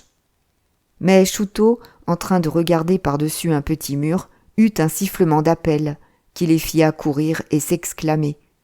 C'était un troupeau d'oies, une 10 d'oies magnifiques, se promenant majestueusement dans une étroite cour. Tout de suite, il y eut conseil, et l'on poussa la poule, on le décida à enjamber la muraille. Le combat fut terrible. L'oie qu'il avait prise faillit lui couper le nez dans la dure cisaille de son bec. Alors il lui empoigna le cou, voulut l'étrangler, tandis qu'elle lui labourait les bras et le ventre de ses fortes pattes. Il dut lui écraser la tête du poing. Et elle se débattait encore, et il se hâta de filer, poursuivi par le reste du troupeau, qui lui déchirait les jambes. Lorsque tous les 3 revinrent, cachant la bête dans un sac, avec les pommes de terre, ils trouvèrent Jean et Pache, qui rentraient, heureux également de leur expédition, chargés de 4 pains frais et d'un fromage, acheté chez une vieille brave femme. « Lobou, nous allons faire du café, » dit le caporal. « Nous avons du fromage et du pain, c'est une vraie noce. » Mais, brusquement, il aperçut l'oie étalée à ses pieds, et il ne put s'empêcher de rire. Il la tâta, en connaisseur, saisi d'admiration. « Ah, nom de Dieu, la belle bête, ça pèse dans les 20 livres. »« C'est un oiseau que nous avons rencontré, » expliqua Loubet de sa voix de loustic, « et qui a voulu faire notre connaissance. » Jean, d'un geste, déclara qu'il ne demandait pas à en savoir davantage. Il fallait bien vivre. Et puis, mon Dieu, pourquoi pas ce régal à de pauvres bougres qui avaient perdu le goût de la volaille ? Déjà, Loubet allumait un brasier. Pache et la poule plumaient l'oie violemment. Chouteau, qui était allé chercher en courant un bout de ficelle chez les artilleurs, revint la pendre entre 2 baïonnettes, devant le grand feu. Et Maurice fut chargé de la faire tourner, de temps à autre, d'une pichenette. En dessous, la graisse tombait dans la gamelle de l'escouade. Ce fut le triomphe du rôtissage à la ficelle. Tout le régiment, attiré par la bonne odeur, vint faire le cercle. Et quel festin ! De l'oie rôtie, des pommes de terre bouillies, du pain, du fromage. Lorsque Jean eut découpé l'oie, l'escouade s'en mit jusqu'aux yeux. Il n'y avait plus de portions, chacun s'en fourrait tant qu'il pouvait en contenir. Même on emporta un morceau à l'artillerie qui avait donné la ficelle. Or, ce soir-là, les officiers du régiment jeûnaient. Par une erreur de direction, le fourgon du cantinier s'était égaré, à la suite du grand convoi sans doute. Si les soldats souffraient, quand les distributions n'avaient pas lieu, ils finissaient le plus souvent par trouver quelque nourriture. Ils s'entraidaient. Les hommes de chaque escouade mettaient en commun leurs ressources, tandis que l'officier, livré à lui-même, isolé, crevait de faim, sans lutte possible, dès que la cantine faisait défaut. Aussi Chouteau, qui avait entendu le capitaine Baudouin s'emporter contre la disparition du fourgon des vivres, ricana-t-il, enfoncé dans la carcasse de l'oie, en le voyant passer de son air raide et fier. Et il le montrait du coin de l'œil. « Regardez-le donc, son nez remue. Il donnerait 100 sous du croupion. » Tous rigolèrent de la fin du capitaine, qui n'avait pas su se faire aimer de ces hommes, trop jeunes et trop durs, un pet sec, comme il l'appelait. Un instant, il parut sur le point d'interpeller l'escouade au sujet du scandale qu'elle soulevait avec sa volaille. Mais la crainte de montrer sa faim, sans doute, le fit s'éloigner, la tête haute, comme s'il n'avait rien vu. Quant au lieutenant Rochat, galopé également d'une terrible fringale, il tournait, avec un rire de brave homme, autour de la bienheureuse escouade. Lui, ces hommes l'adoraient. D'abord parce qu'il exécrait le capitaine, ce freluquet sorti de Saint-Cyr, et ensuite parce qu'il avait porté le sac, comme eux tous. Il n'était pas toujours commode pourtant, d'une grossièreté parfois à lui ficher des gifles. Jean, qui, d'un coup d'œil, avait consulté les camarades, se leva, se fit suivre par Rochat derrière la tente. « Dites donc, mon lieutenant, sans vous offenser, si ça pouvait vous être agréable. » Et il lui passa un quartier de pain et une gamelle où il y avait une cuisse de l'oie sur 6 grosses pommes de terre. La nuit, de nouveau, on n'eut pas besoin de les bercer. Les 6 digérèrent la bête, à point fermé. Et ils eurent à remercier le caporal de la façon solide dont il avait planté la tente, car ils ne s'aperçurent même pas d'un violent coup de vent qui souffla vers 2 heures, accompagné d'une rafale de pluie. Des tentes furent emportées, des hommes réveillés en sursaut, trempés, forcés de courir au milieu des ténèbres, tandis que la leur résistait et qu'ils étaient bien à couvert, sans une goutte d'eau, grâce aux rigoles où ruisselait l'averse. Au jour, Maurice se réveilla, et comme on ne devait se remettre en marche qu'à 8 heures, il eut l'idée de monter sur le coteau jusqu'au campement de l'artillerie de réserve pour serrer la main du cousin Honoré.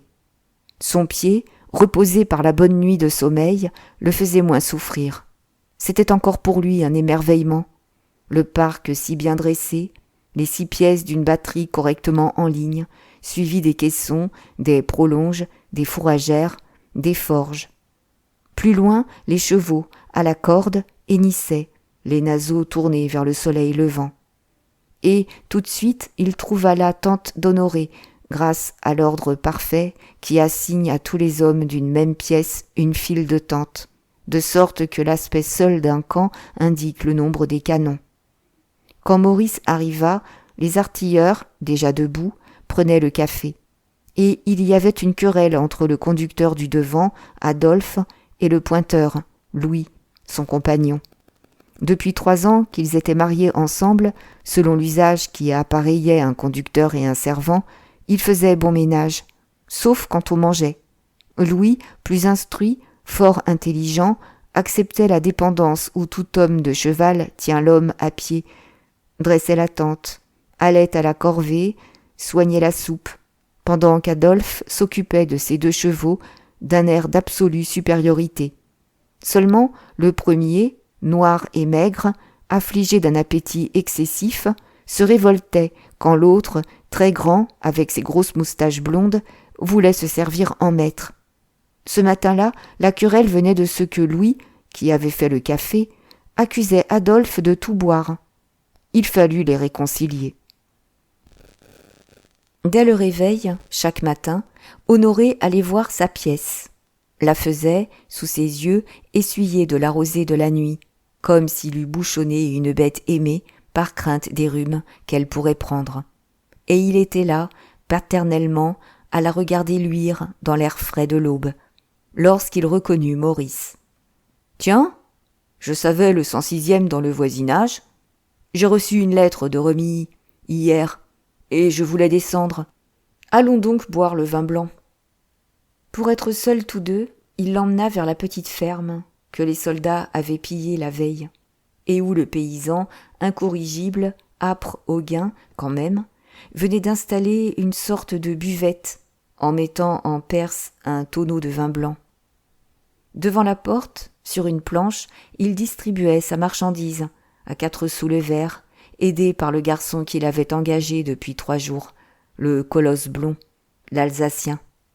Déjà, Honoré trinquait avec Maurice lorsque ses yeux tombèrent sur cet homme. Il le dévisagea un instant, stupéfait. Puis il eut un juron terrible. « Tonnerre de Dieu ! Goliath !» Et il s'élança, il voulut le prendre à la gorge. Mais le paysan, s'imaginant qu'on allait de nouveau mettre sa maison à sac, sauta en arrière, se barricada. Il y eut un moment de confusion. Tous les soldats présents se ruaient, pendant que le maréchal des logis, furieux, s'étranglait à crier « Ouvrez donc! Ouvrez donc, foutu bête! C'est un espion! Je vous dis que c'est un espion !» Maintenant, Maurice n'en doutait plus. Il venait de reconnaître parfaitement l'homme qu'on avait relâché au camp de Mulhouse, faute de preuves. Et cet homme, c'était Goliath, l'ancien garçon de ferme du père Fouchard à Remilly. Lorsque le paysan, enfin, consentit à ouvrir sa porte, on eut beau fouiller partout, l'Alsacien avait disparu, le colosse blond, à la bonne figure, que le général Bourguin des Feuilles avait inutilement interrogé la veille, et devant lequel, en dînant, il s'était confessé lui-même, en toute insouciance. Sans doute, le gaillard avait sauté par une fenêtre de derrière qu'on trouva ouverte. Mais on battit vainement les environs. Lui, si grand, s'était évanoui, ainsi qu'une fumée. Maurice dut emmener à l'écart Honoré, dont le désespoir allait en dire trop long aux camarades, qui n'avaient pas besoin d'entrer dans ces tristes affaires de famille. « Tonnerre de Dieu! Je l'aurais étranglé de si bon cœur! Justement, ça m'avait enragé contre lui, cette lettre que j'ai reçue. » Et, comme tous deux venaient, à quelques pas de la ferme, de s'asseoir contre une meule, il remit la lettre à son cousin. La commune histoire que cet amour contrarié d'Honoré Fouchard et de Sylvine Morange. Elle, une fille brune aux beaux yeux de soumission, avait perdu toute jeune sa mère, une ouvrière séduite, qui travaillait dans une usine de Raucourt.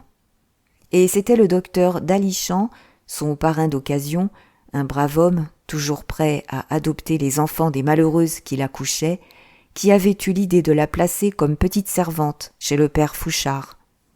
Certes, le vieux paysan, devenu boucher par un besoin de lucre, promenant sa viande dans 20 communes des environs, était d'une avarice noire, d'une impitoyable dureté. Mais il surveillerait la petite. Elle aurait un sort si elle travaillait. En tout cas, elle serait sauvée de la débauche de l'usine. Et il arriva naturellement que, chez le père Fouchard, le fils de la maison et la petite servante s'aimèrent. Honoré avait eu 16 ans, quand Sylvine en avait 12, et comme elle en avait 16, il en eut 20. Il tira au sort, ravi d'amener un bon numéro, résolu à l'épouser. Par une honnêteté rare, qui tenait à la nature réfléchie et calme du garçon, rien ne s'était passé entre eux que de grandes embrassades dans la grange. Mais, quand il parla de ce mariage au père, celui-ci, exaspéré, têtu, déclara qu'il faudrait le tuer d'abord. Et il garda la fille, tranquillement, espérant qu'ils se contenteraient ensemble, que ça se passerait. Pendant près de 18 mois encore, les jeunes gens s'adorèrent, se voulurent sans se toucher. Puis, à la suite d'une scène abominable entre les deux hommes, le fils, ne pouvant rester davantage, s'engagea, fut envoyé en Afrique, pendant que le vieux s'obstinait à garder sa servante, dont il était content. Alors, ce fut l'affreuse chose. Sylvine, qui avait juré d'attendre, se trouva un soir, 15 jours plus tard, dans les bras d'un garçon de ferme, engagé depuis quelques mois, ce Goliath Steinberg, le Prussien, comme on le nommait, un grand bon enfant, aux petits cheveux blonds, à la large face rose toujours souriante, qui était le camarade, le confident d'Honoré. Le père Fouchard, sournoisement, avait-il poussé à cette aventure? Sylvine s'était-elle donnée dans une minute d'inconscience, ou avait-elle été à demi violentée, malade de chagrin, affaiblie encore par les larmes de la séparation. Elle ne savait plus elle-même, comme foudroyée, devenue enceinte, acceptant maintenant la nécessité d'un mariage avec Goliath. Lui, d'ailleurs, toujours souriant, ne disait pas non, reculait simplement la formalité jusqu'à la naissance du petit. Puis, brusquement, à la veille des couches, il disparut. On raconta plus tard qu'il était allé servir dans une autre ferme, du côté de Beaumont. Il y avait 3 ans de cela, et personne à cette heure ne doutait que ce Goliath, si bonhomme, qui faisait si à l'aise des enfants aux filles, était un de ces espions dont l'Allemagne peuplait nos provinces de l'Est. En Afrique, lorsque Honoré avait su cette histoire, il était resté 3 mois à l'hôpital, comme si le grand soleil de là-bas l'avait assommé, d'un coup de tison à la nuque. Et jamais il n'avait voulu profiter d'un congé pour revenir au pays, de crainte d'y revoir Sylvine et l'enfant. Tandis que Maurice lisait la lettre, les mains de l'artilleur tremblaient. C'était une lettre de Sylvine, la première, la seule qu'elle lui eût jamais écrite. À quel sentiment avait-elle obéi, cette soumise, cette silencieuse dont les beaux yeux noirs prenaient parfois une fixité de résolution extraordinaire dans son continuel servage? Elle disait simplement qu'elle le savait à la guerre et que, si elle ne devait pas le revoir, cela lui faisait trop de peine de penser qu'il pouvait mourir en croyant qu'elle ne l'aimait plus. Elle l'aimait toujours, jamais elle n'avait aimé que lui. Et elle répétait cela pendant 4 pages, en phrases qui revenaient pareilles, sans chercher d'excuses, sans tâcher même d'expliquer ce qui s'était passé. Et pas un mot de l'enfant, et rien qu'un adieu d'une infinie tendresse. Cette lettre toucha beaucoup Maurice, que son cousin, autrefois, avait pris pour confident. Il leva les yeux, le vit en larmes, l'embrassa fraternellement. Mon pauvre Honoré. Mais déjà le maréchal des logis renfonçait son émotion. Il remit soigneusement la lettre sur sa poitrine, reboutonna sa veste. Oui, ce sont des choses qui vous retournent. Ah, le bandit! Si j'avais pu l'étrangler. Enfin, on verra. Les clairons sonnaient la levée du camp, et ils durent courir pour regagner chacun sa tente. D'ailleurs, les préparatifs du départ traînèrent. Les troupes, sac au dos, attendirent jusqu'à près de 9 heures. Une incertitude semblait avoir pris les chefs. Ce n'était déjà plus la belle résolution des 2 premiers jours. Ces 60 kilomètres que le 7e corps avait franchis en 2 étapes. Et une nouvelle singulière, inquiétante, circulait depuis le matin. La marche vers le nord des 3 autres corps d'armée, le premier à Juniville, le 5e et le 12e à Rethel. Marche illogique, que l'on expliquait par des besoins d'approvisionnement. On ne se dirigeait donc plus sur Verdun? Pourquoi cette journée perdue? Le pis était que les Prussiens ne devaient pas être loin maintenant, car les officiers venaient d'avertir leurs hommes de ne pas s'attarder, tout traînard pouvant être enlevé par les reconnaissances de la cavalerie ennemie. On était au 25 août, et Maurice, plus tard, en se rappelant la disparition de Goliath, demeura convaincu que cet homme était un de ceux qui renseignèrent le grand état-major allemand sur la marche exacte de l'armée de Châlons, et qui décidèrent le changement de front de la 3e armée. Dès le lendemain, le prince royal de Prusse quittait Revigny.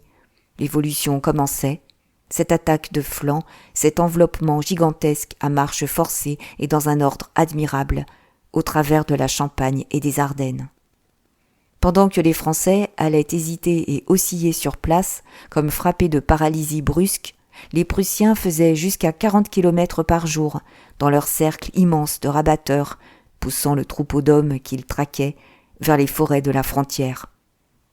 Enfin, on partit, et ce jour-là, en effet, l'armée pivota sur sa gauche.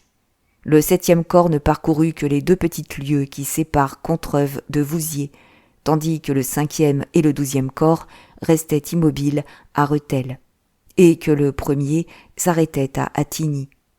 De Contreuve à la vallée de l'Aisne, les plaines recommençaient, se dénudaient encore. La route, en approchant de Vouziers, tournait parmi des terres grises, des mamelons désolés, sans un arbre, sans une maison, d'une mélancolie de désert. Et l'étape, si courte, fut franchie d'un pas de fatigue et d'ennui qui sembla l'allonger terriblement. Dès midi, on fit halte sur la rive gauche de l'Aisne, bivouaquant parmi les terres nues, dont les derniers épaulements dominaient la vallée, surveillant de là la route de Montois qui longe la rivière et par laquelle on attendait l'ennemi. Et ce fut, pour Maurice, une véritable stupéfaction lorsqu'il vit arriver par cette route de Montois la division Marguerite, toute cette cavalerie de réserve, chargée de soutenir le 7e corps et d'éclairer le flanc gauche de l'armée. Le bruit courut qu'elle remontait vers le chêne populeux. Pourquoi dégarnissait-on ainsi l'aile qui seule était menacée? Pourquoi faisait-on passer au centre, où il devait être d'une inutilité absolue, ces 2000 cavaliers qu'on aurait dû lancer en éclaireurs à des lieues de distance? Le pis était que, tombant au milieu des mouvements du 7e corps, ils avaient failli en couper les colonnes dans un inextricable embarras d'hommes, de canons et de chevaux. Des chasseurs d'Afrique durent attendre pendant près de 2 heures à la porte de Vouziers. Un hasard fit alors que Maurice reconnut Prosper, qui avait poussé son cheval au bord d'une mare. Et ils purent causer un instant. Le chasseur paraissait étourdi, hébété, ne sachant rien, n'ayant rien vu depuis Reims. Si, pourtant, il avait vu 2 Uhlans encore, des bougres qui apparaissaient, qui disparaissaient, sans qu'on sût d'où ils sortaient ni où ils rentraient. Déjà, on contait des histoires. 4 Uhlans entrant au galop dans une ville, le revolver au poing, la traversant, la conquérant, à 20 kilomètres de leur corps d'armée. Ils étaient partout. Ils précédaient les colonnes d'un bourdonnement d'abeilles, mouvant rideau derrière lequel l'infanterie dissimulait ses mouvements, marchait en toute sécurité, comme en temps de paix. Et Maurice eut un grand serrement au cœur, en regardant la route encombrée de chasseurs et de hussards qu'on utilisait si mal. « Allons, au revoir, dit-il en serrant la main de Prosper. Peut-être tout de même qu'on a besoin de vous, là-haut. Mais le chasseur paraissait exaspéré du métier qu'on lui faisait faire.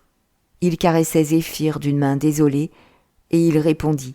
« Ah, ouiche, on tue les bêtes, on ne fait rien des hommes, c'est dégoûtant. » Le soir, quand Maurice voulut enlever son soulier pour voir son talon qui battait d'une grosse fièvre, il arracha la peau. Le sang jaillit, il eut un cri de douleur. Et, comme Jean se trouvait là, il parut pris d'une grande pitié inquiète. « Dites donc, ça devient grave? Vous allez rester sur le flanc? Faut soigner ça. Laissez-moi faire. » Agenouillé, il lava lui-même la plaie, la pansa avec du linge propre qu'il prit dans son sac. Et il avait des gestes maternels, toute une douceur d'homme expérimenté, dont les gros doigts savent être délicats à l'occasion. Un attendrissement invincible envahissait Maurice.